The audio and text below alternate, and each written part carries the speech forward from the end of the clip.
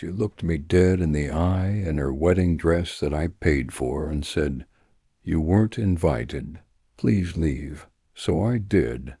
But before I left, I made a single phone call. An hour later, the flowers were gone. The music had stopped, the food was packed away, and her perfect wedding collapsed in front of 200 guests. And that was only the beginning.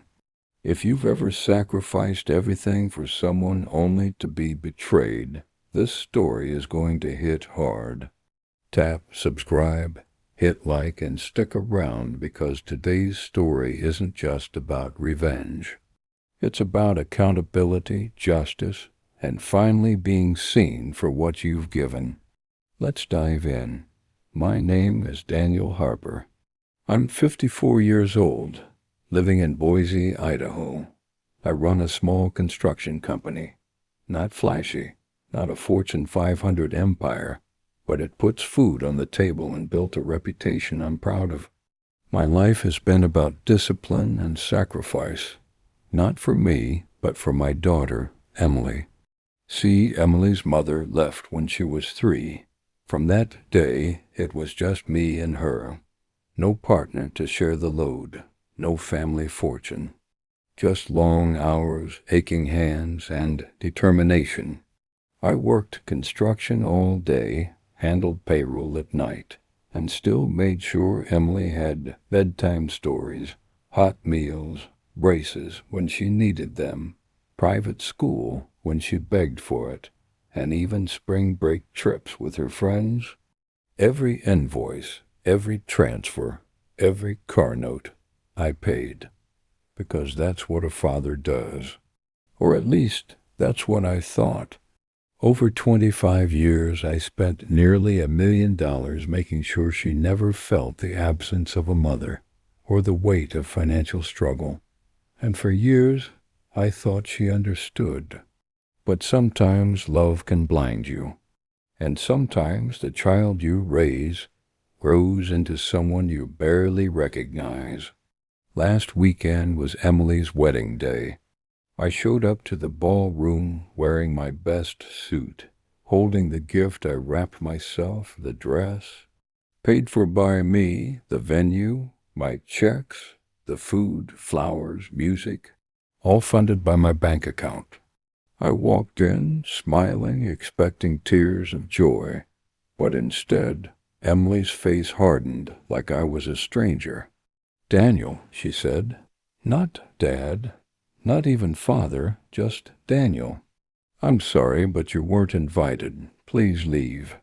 For a moment the air left my body. My chest caved in like someone had punched me. Her dress, the one I'd paid thousands for, brushed past me like armor. White roses filled the room. Guests clapped as if nothing had happened. My hands still gripped the ribbon of the gift I'd brought. "I paid for this wedding," I said. It wasn't anger, it wasn't begging, it was just truth. And then her fiancé, Michael, this smug, entitled man who'd never worked a day with dirt under his nails, smirked at me and said, "Money doesn't buy class." 28 years of sacrifice gone in a single sentence. I set the gift down gently and walked out. But the thing is, walking out wasn't surrender. It was a decision. Sitting in my truck outside the venue, I wasn't boiling with rage. I was ice cold, clear.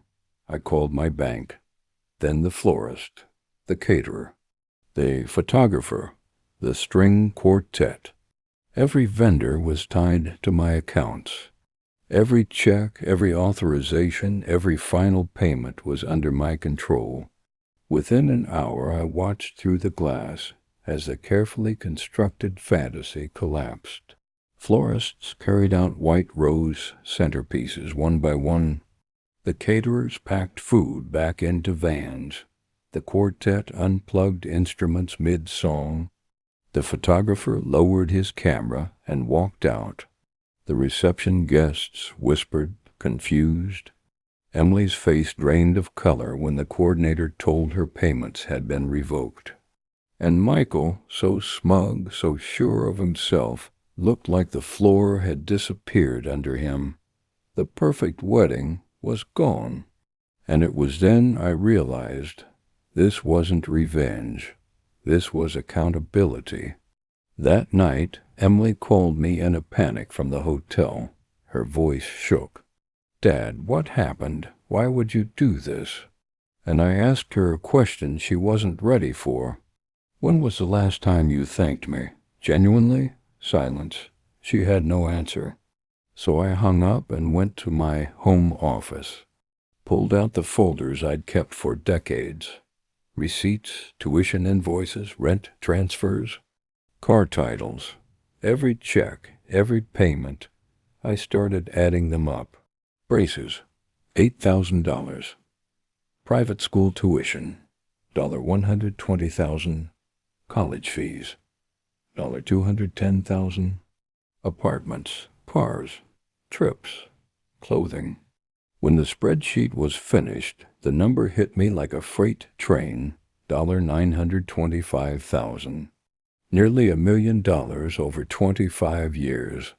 The next morning, with my lawyer, I drafted a demand letter. It wasn't a threat. It wasn't even about repayment. It was a mirror, every line item, every receipt, every sacrifice laid bare. She had 30 days to respond, negotiate, or contest. When I got confirmation that she'd signed for the documents at the hotel, I didn't gloat. I didn't celebrate. But for the first time, I felt free. Of course, Emily and Michael's side didn't sit quietly. By Sunday, their circle was already spinning the story. He ruined her wedding. He's demanding thousands from his daughter.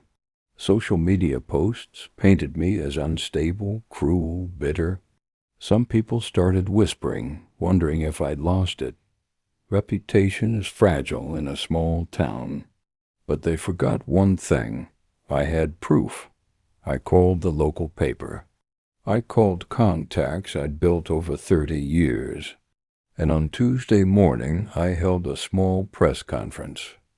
Laid out the documents. Clean bank statements. Receipts tied to dates and photos. A spreadsheet outlining 25 years of support.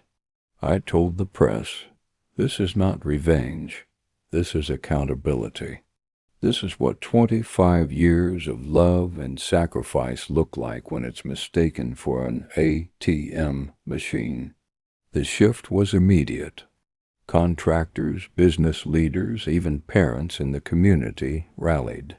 People said they never realized how much I'd given, how much parents everywhere give without thanks. The Anderson family, Michael's parents, suddenly didn't look so powerful. Their attempts to paint me as unstable backfired under the weight of plain, undeniable proof. And Emily? Her world collapsed overnight. Michael's family had been eager to embrace Emily when they thought she came with wealth, but once the narrative flipped, they vanished. Phone calls turned cold. His mother, the same woman who once praised Emily's taste, texted him, "Come home." Alone. And within a week, Michael walked out of that hotel room with his suitcase. Emily was alone. When she called again, her voice wasn't angry. It wasn't entitled. It was hollow.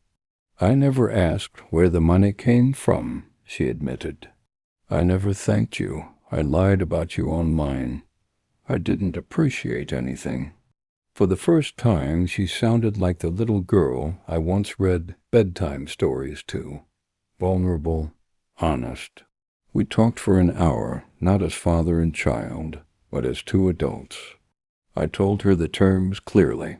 She needed to find work. No requests for money for 6 months. Weekly check-ins as equals. The only help I gave was $1,200 for groceries and a hotel room. A bridge, not a crutch. She cried. She promised to earn back my respect. And for the first time, I believed she meant it. The story spread beyond Boise. Local media framed it as a conversation about parental sacrifice, entitlement, and boundaries. And in that conversation, I realized something. This wasn't about destroying my daughter's wedding. It was about saving her from a lifetime of never understanding the value of gratitude, respect, or hard work. A month later, she didn't send me a check. She didn't need to. What she sent me instead was a text. "Dad, can you look at my resume before I submit it?" She showed up to her first interview in a thrift store blazer, nervous, embarrassed, but determined. And when she called me afterward, on a Monday, like we agreed, I heard something I hadn't heard in years. Humility, growth, gratitude. Am I proud of the chaos that happened at that wedding? No. But am I proud of forcing a lesson that may have saved my daughter's future? Absolutely. Boundaries without consequences are meaningless, and sometimes the most loving thing you can do is let someone fall so they finally learn how to stand. If you've ever given everything to someone who didn't appreciate it, you know how painful it is. But remember, love without boundaries becomes exploitation. And sometimes the sweetest revenge is simply teaching someone the lesson they refused to learn. So what do you think? Was I right to pull the plug on the wedding, or should I have stayed quiet? Drop your thoughts in the comments. I read every single one. And if you believe in accountability and justice, hit like, subscribe, and share this story. Because sometimes the best revenge is simply the truth.